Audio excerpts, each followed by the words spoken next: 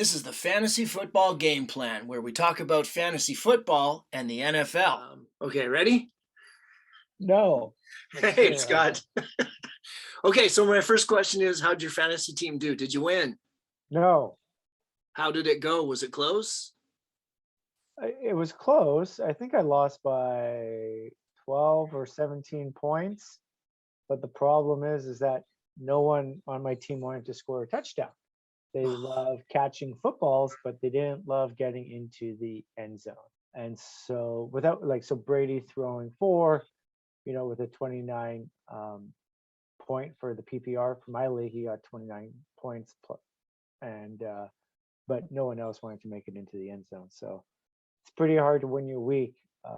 But still, the week was, I still had recorded a high score, the lowest in the league, but still a really high score of, I believe, I'm just looking at it right now, I think was 109 points. Whoa.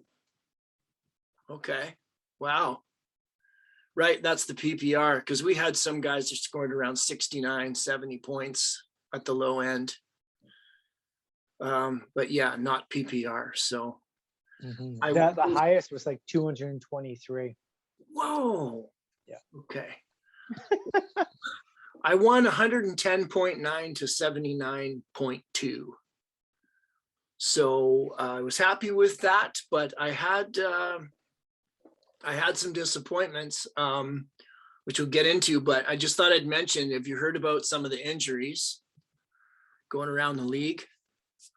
Well, shoot them over. I'll let you know if I've heard about them. I think I know most of them. So Jerry Judy, yep.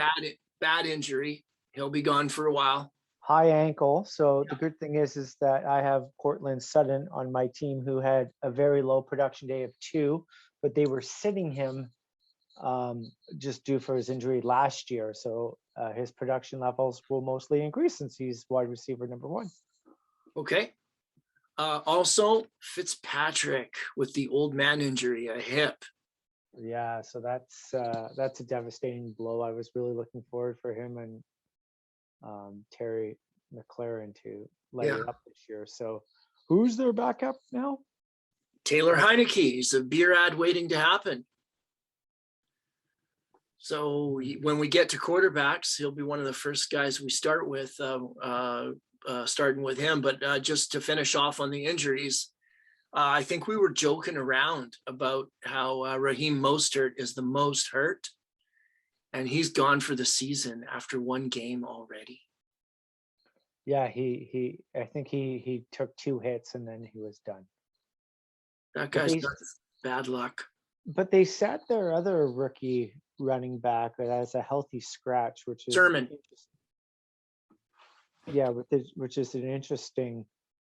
I read some articles on that, and they said that he doesn't play special teams. Oh. Therefore, he was a scratch because Rashad and Elliott, what's his last name? The kid that ran. Well, there's a couple of running backs on San Francisco that we're probably going to talk about. I think you might be alluding to Mitchell. Yes. Yeah, so they had special team roles, so that's why they got the call. Okay, that's good to know. That's helpful. So I wanted to start with QBs. Just looking at some of the surprising results with quarterbacks. I mean, Winston was good. Jameis Winston for New Orleans. I mean, he was great. If people, he's a guy people should look at picking up going down the line. I'm not saying he's going to score 5 touchdowns every week, but holy cow, was I not expecting that good of a game from him. Yeah, they killed Rodgers and crew. Oh, they were so bad. I mean, this is like the good, the bad, and the ugly. You got New Orleans was unexpectedly good. Rodgers and the Packers were unexpectedly bad. Their defense was bad. They just didn't have it together. They looked horrible. They don't even really show the highlights on TV. I think you had to go see the game recap in fast motion to see what was going on with that team. But hey, the good thing is the NFC North are all 0-1, so Lions are technically top of the division. Yeah, they all are. They're all at the top and they're all at the bottom. The glass empty, glass full scenario. You could choose which half you want to look at. But I just wanted to say that with regard to the Lions, I did not expect Jared Goff to actually perform well.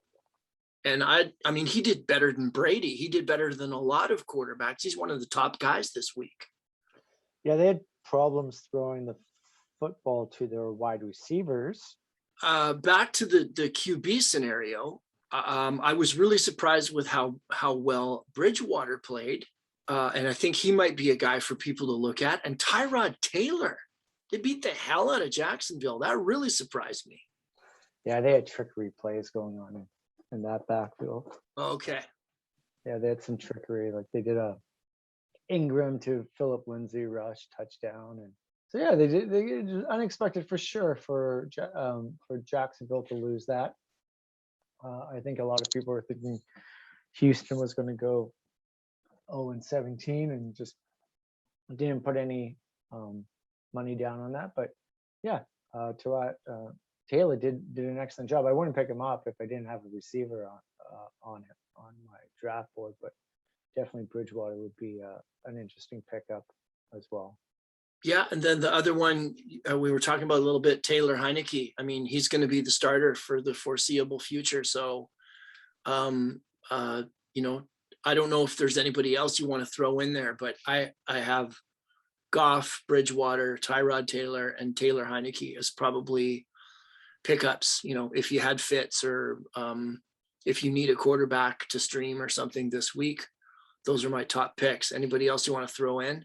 No, it's too early in the season to start going with quarterback number 2 options. Yeah. I mean, I think you're right about that. And one thing I think we should add at this point is after one game, it's just not a big enough sample size to really know where everyone's at. I mean, Green Bay might bounce back and look really good next week, and they've got that division rival Detroit game, and Detroit might be in for a world of hurt. I don't know, but we're going to find out a little bit more about how good some of these teams are after a bigger sample size. Yep. Okay, want to talk about running backs? Sure. Some guys, just a list of guys that I thought might be worth looking at. Although, again, keep in mind, like you said, it's a bit early to start throwing out your roster. But I was surprised that Carlos Hyde got as much work as he did. 9 carries. That's a lot of work. Anything you want to say about the Jacksonville team? Probably not. Okay, we'll move on. So Kenneth Gainwell of Philadelphia, he got 9 carries and they used him quite a bit. He got a couple catches. He got a touchdown. I thought Boston Scott was the backup there, but I'd say he's somebody to watch. Yeah, I have him here as running back 3, picking up on waivers. So interesting about the Eagles using him in more production. Miles Sanders, though, and their quarterback Hurts, do run a lot and do take away the ball. So great as having someone on your bench. I don't think he's going to be a mass production running back, but definitely someone to keep an eye on over the season. If you have the chance and you have the money, if your league is the money for draft picks, pick him up. If you have the bench, but I don't think he's someone to stretch for at the moment. Okay, what do you do about the San Francisco running back room? Because you were talking about it a little earlier, Elijah Mitchell, he got a lot of work. They didn't play Sermon, but they'll probably play him next week, right? They'll probably shuffle the deck and maybe Hasty. I don't know if he plays special teams or not, but so now you've got Sermon, Hasty, Elijah Mitchell. You spend any fab money picking up any of those guys? Maybe Mitchell. Okay.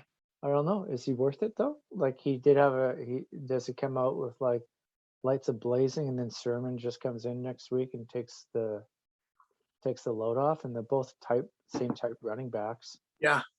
right? And even Richard or the other guy that they were Hasty, Yeah. who in there too, like he was, they're pretty much the same. So it's a committee. It's kind of like talking about the Patriots locker room, running back room too, right? So Yeah. Yeah. And I mean, they all fumbled, right? They all fumbled. Ramondre Stevenson fumbled. Damian Harris. This was a bad week for fumbles. I was making note of like so many of the notable players in the league actually cost their teams a victory by fumbling the game away. Lamar Jackson had 2 fumbles. My running backs, Antonio Gibson, fumbled the game away, cost them the game against Cincinnati. Dalvin Cook in overtime, costly fumble, cost them the game. Cook was playing Cincinnati and Gibson was playing, I guess, the Chargers. Mm-hmm. They cost their teams the game. New England, Damian Harris, they were winning. They had the ball. They just had to grind out the clock. Fumbles the game, cost them the game away. I mean, just hard to watch. Like I guess maybe all this preseason sitting your starters actually cost these teams a lot because there's a lot of rust. It looks like there's a lot of rust. Yeah. Week 1 jitters, right? You even saw that. I was watching the San Fran Detroit Lions game, and straight off the go, Garoppolo drops the snap. So that was opening play. So yeah, definitely jitters. I think Lamar Jackson will learn from yesterday's loss a little bit and probably learn how to do like a high and tuck football. Right. Keep that. Right. Yeah, but he's the quarterback. He's got to pretend like he's going to throw it too. He's quick, eh? He's quick. He's so fast. Like his pocket moving to throw that touchdown in the red zone, that was pretty remarkable. I thought I was watching something on Fast Forward. Yeah. I think maybe it's week 1 jitters. It's really hard to tell what your team is going to do, and really should you really think about throwing away your bench in such like with not even understanding what the league is. Like, yeah, we made a joke about it's going to be about blown ACLs, right? And talking about Baltimore and their blown ACLs.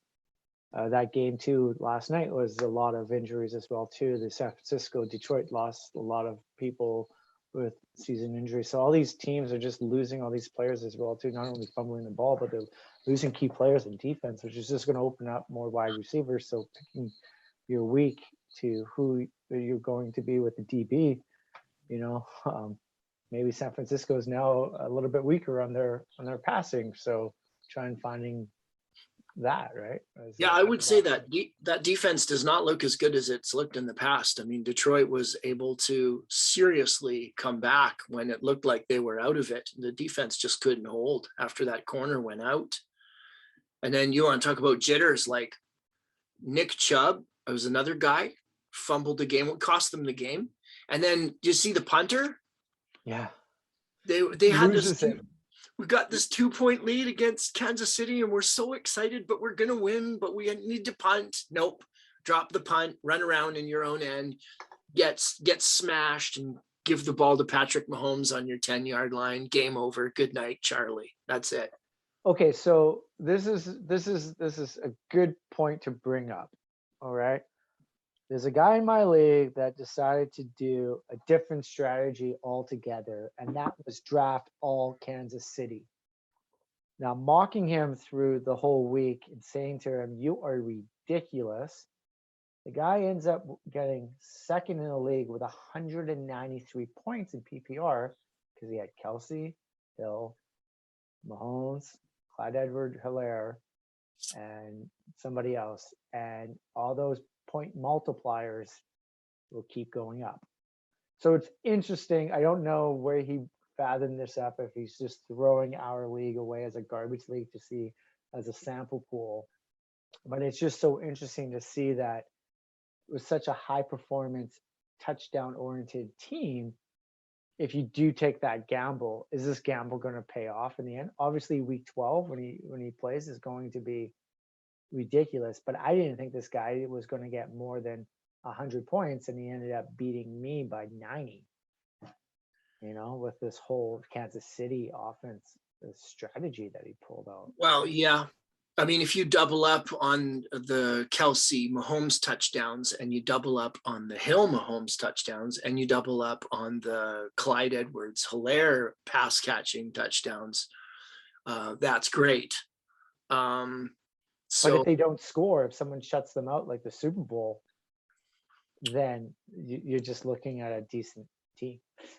But if they keep coming out with these high scoring games, they're scoring passing touchdowns. Yeah, well, I mean, there was a couple of games last year that we saw. The Patriots was one. They held their guys back, and you talked about the Super Bowl strategy defense against Kansas City, and you made some good points last year when we were talking about this. You keep your guys back and you make them do short passes and run after the catch and run the ball. You can really bring their scores down. And I mean, New England did that to them. And then also Tampa Bay did that to them when they played in the regular season. They gave up a whole bunch of yards in the first half. They completely changed their strategy in the second half, and they were able to contain them quite a bit. So let's see who the defensive minds are out there that can come up with some of these. I mean, you got to have the players, but you can't let Kansas City go deep on you all game. You got to lay off and keep things underneath and play some of that triangle technique that you were talking about before. Triangle, square. Yeah. Square on the field and triangle on the boundary. Yeah. Yeah. So like I said, I just want to bring up that strategy. And if you do have the money, or if you do want to do whatever, that's an interesting. The guy did really well in my PBR league. So I'm just saying, it's week 1. I'm not going to say I'm going to try this every year, but it's definitely an interesting point of view. It is. Kudos to him for being a mad genius and trying something, and let's track him, through the season. Let's see how he does. Mm-hmm. It's interesting. Just to get through some of the other running backs, Jamal Williams, I have him on my team as like my 4th or 5th best running back, except he had the top score. He had 17 fantasy points. I had him on my bench, and he was great. He split time with Swift.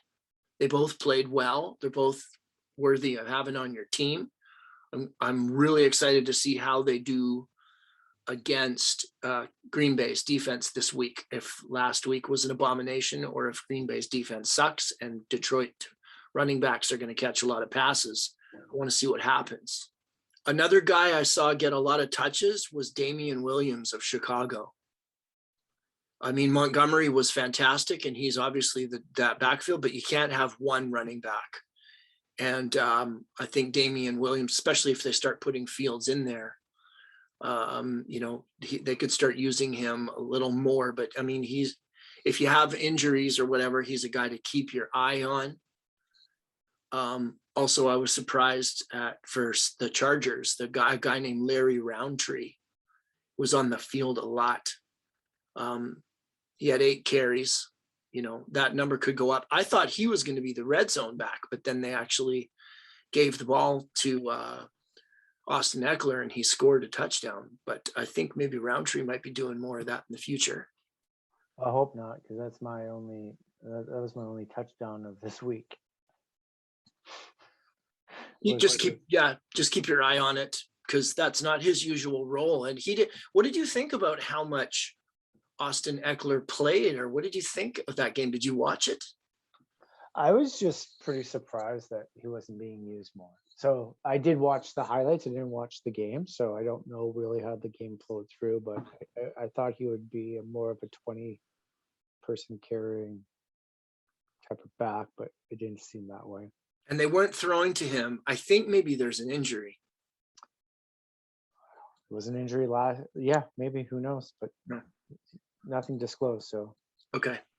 And the only other thing with running backs, just that people might want to look at, and I hate to say it, but I have to, because the guy had 26 carries and he probably isn't drafted in most leagues.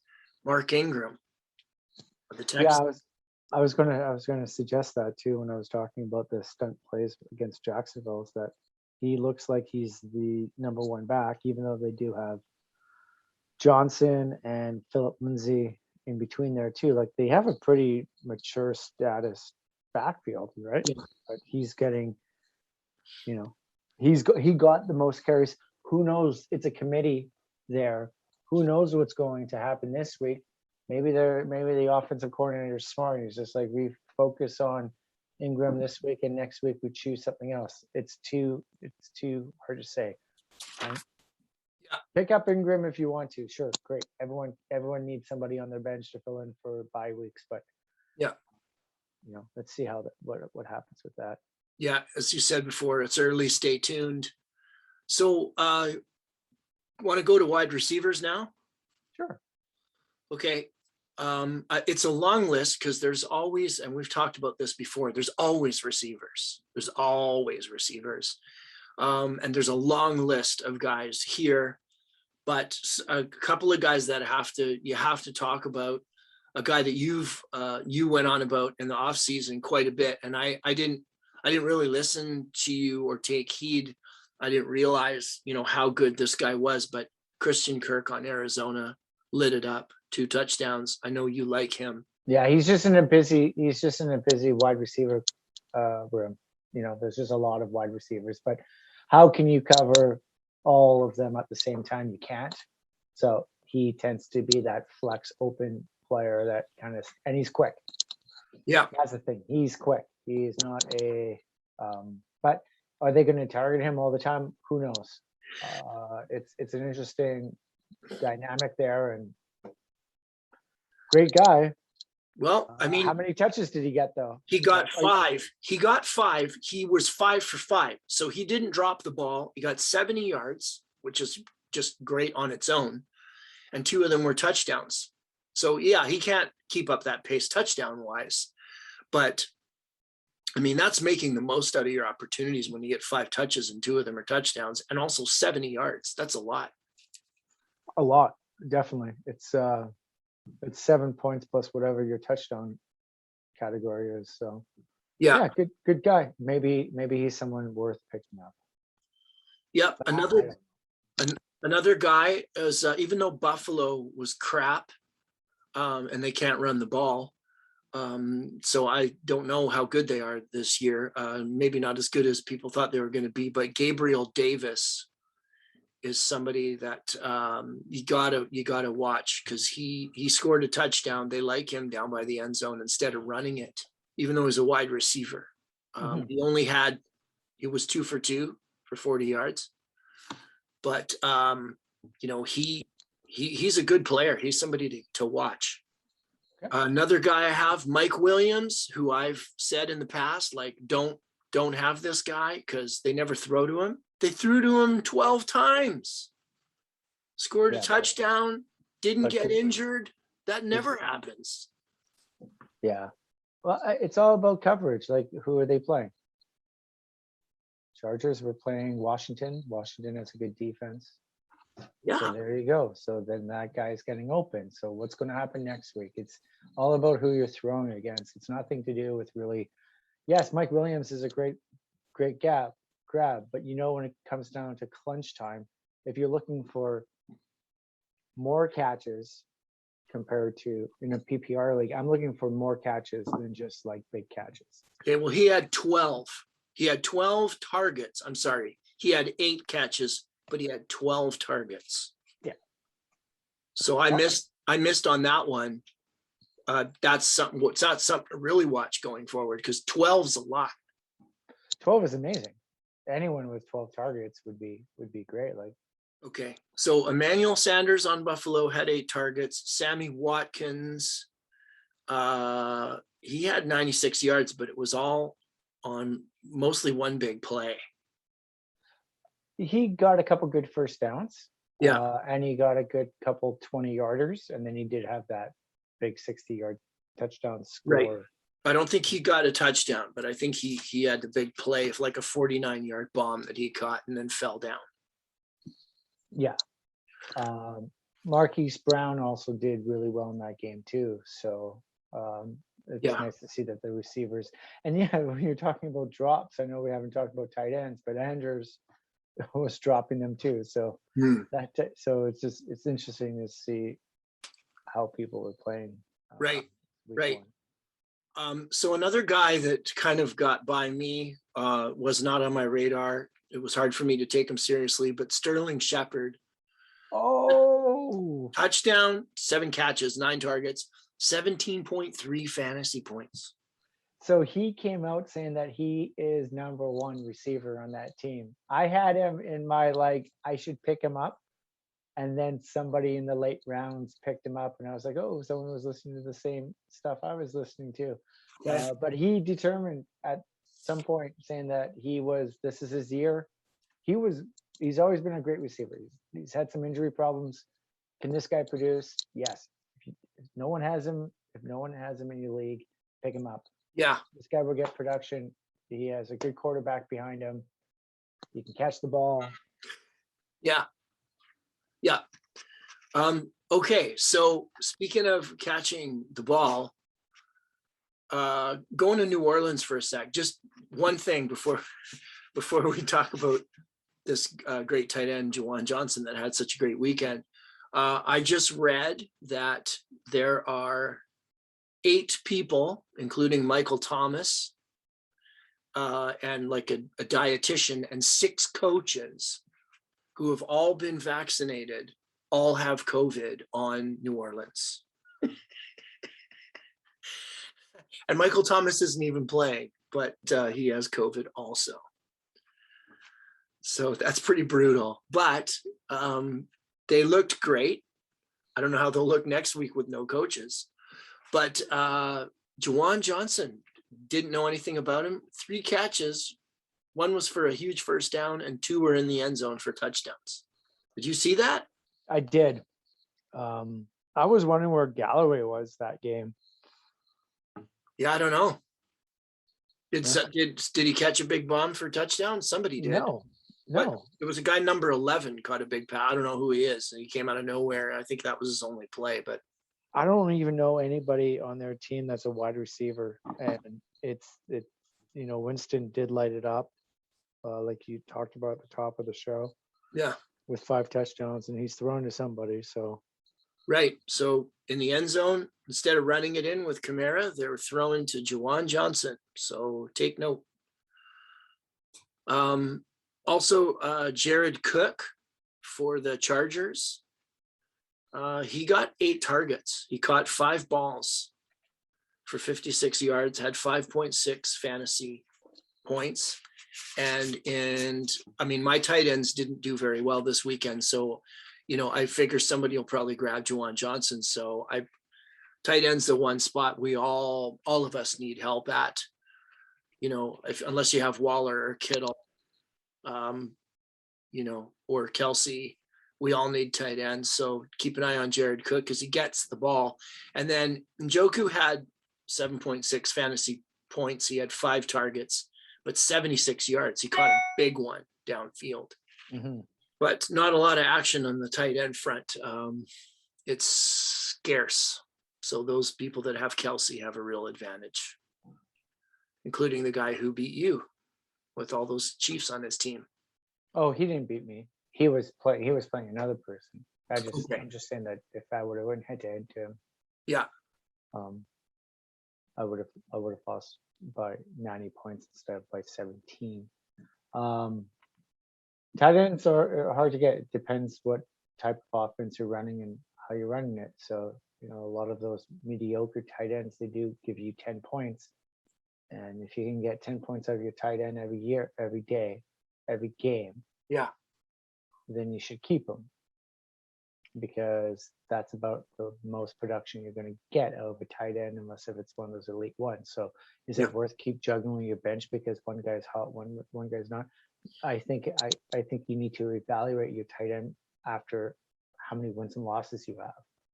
So as you go down the weeks, and if you're still trickling in wins, yeah, maybe there's a guy out there to reach and stuff. But if a guy's giving you 10 points, he's catching the ball and he's doing productive. So try stick with the tight end that you have, unless you really think somebody out there is going to be a superstar. Like, is Ebron going to be a superstar? Like, no, he's not going to be a superstar. Like, the guy drops the ball all the time. Right. I don't know how that rookie did for them this week, but his name is Fairmouth. Firemouth. Yeah, I don't think he did anything. But you know what I mean? Like, so like it's a dime a dozen out there when it comes to tight ends, and you're just trying to find who to have. And if you account for 10 points, then keep the guy that you have. Don't switch it up too much. Yeah. It's still way early, like you were saying before. And also just, I think Logan Thomas, who is somebody I think you like. I think he's going to do well now with Heineke as the quarterback, because Heineke is going to play a bit more conservative and check down a bit. I think he won't be the mad bomber. Like Fitz is known for taking chances and going downfield, but I think Heineke with that defense, he's going to make more safe throws and try and win those close games. Mm-hmm. And I think Logan Thomas, I'm sure everybody's picked someone, he's not available anywhere, but I think he just started looking a lot better to me. Yep, that's correct. I think in most leagues, Logan is a high target up there. I think he went 5th in my draft for sure.